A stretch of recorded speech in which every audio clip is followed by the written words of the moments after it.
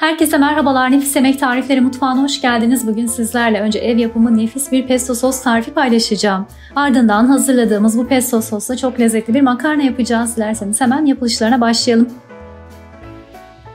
Öncelikle sosta kullanacağımız fesleğenleri bol suyla güzelce yıkayıp suyunu tamamen süzdürelim.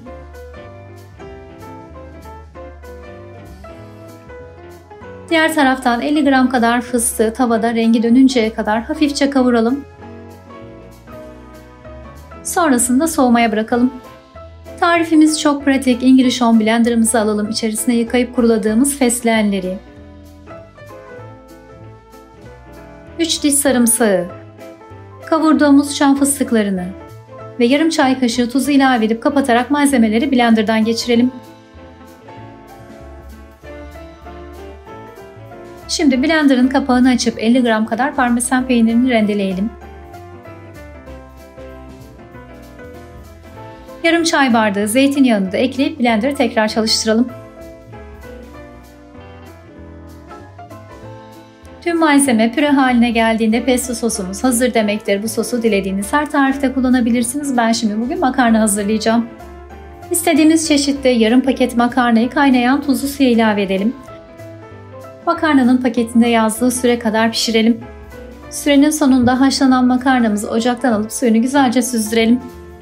English Home'un makarna tenceresi bu aşamada işinizi gayet kolaylaştıracaktır. Şimdi derince bir tavaya bir paket kremayı alalım.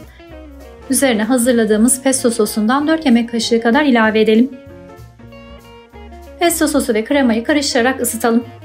Bu arada kalan sosu kapaklı bir kapta buzdolabında saklayabilirsiniz. Hemen kullanmayacaksanız da derin dondurucuya kaldırabilirsiniz. Makarna sosumuz da hazır. Haşlayıp suyunu süzdürdüğümüz makarnaları tavaya alalım. Sosla makarnayı güzelce karıştıralım.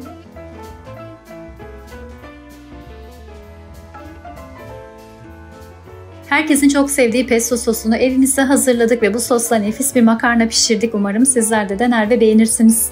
Bu tarifte kullandığımız tüm ürünlere English Home mağazalarından ve englishhome.com adresinden ulaşabilirsiniz.